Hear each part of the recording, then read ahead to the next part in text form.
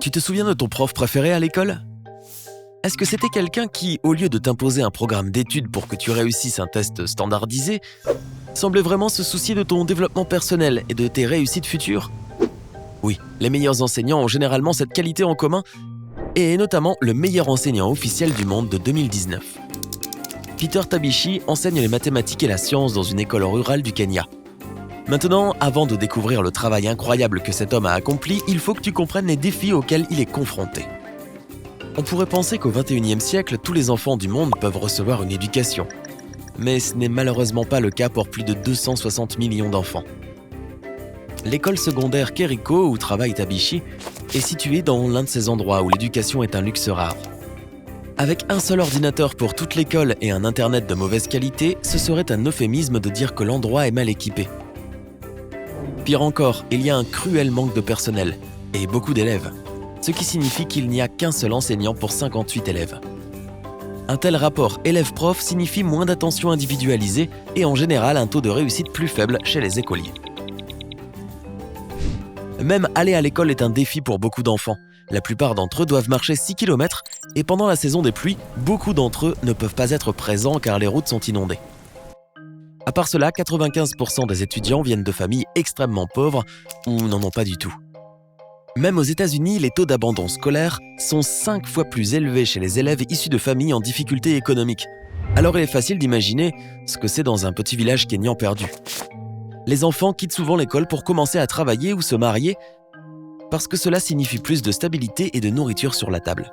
Je sais, la situation semble désespérée, mais maintenant tu vas apprendre de bonnes nouvelles.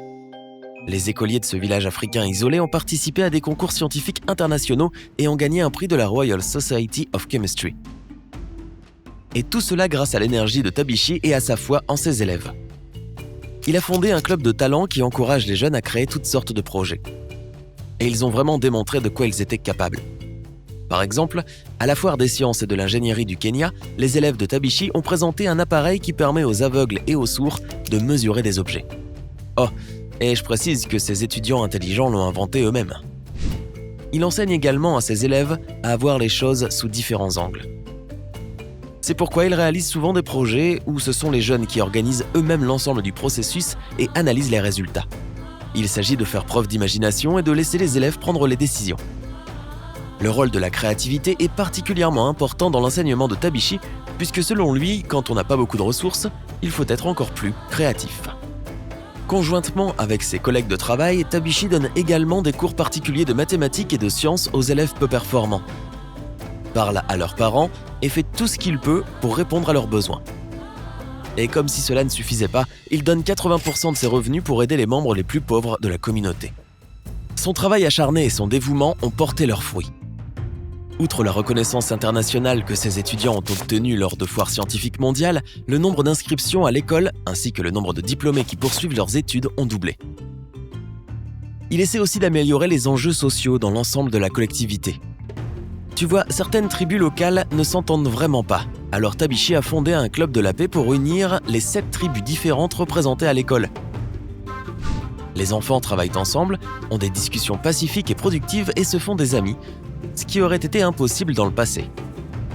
En tant que moine franciscain, qui, il faut le dire, se rend à l'école en motocross, Tabichi aide les autres à travers son enseignement. Ce n'est pas un travail, mais plutôt une œuvre de charité. Comme il le dit, prendre soin des gens est dans mon cœur.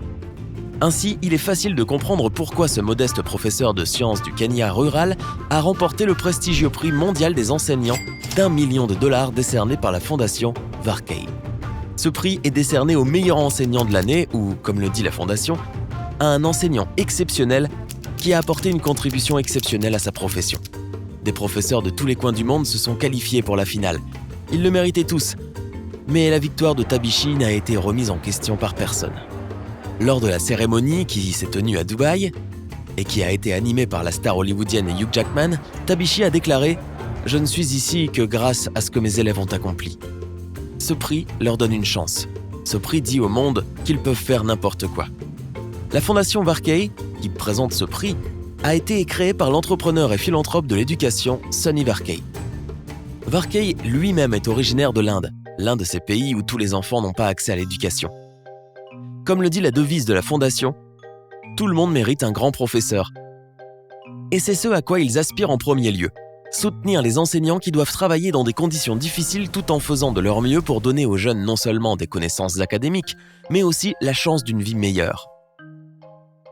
Ce prix n'est pas seulement un moyen de montrer que l'on apprécie le travail acharné d'enseignants exceptionnels, mais aussi de reconnaître que cette profession transforme littéralement la vie des jeunes et, à travers eux, la vie de la communauté tout entière. Le prix est versé sur une période de 10 ans.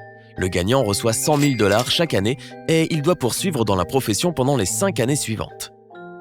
Les lauréats deviennent des ambassadeurs de la Fondation Varkey et participent à des événements et des formations. Peter Tabichi va dépenser l'argent pour des ressources informatiques, une bibliothèque scientifique et de nouveaux projets pour les étudiants et le village.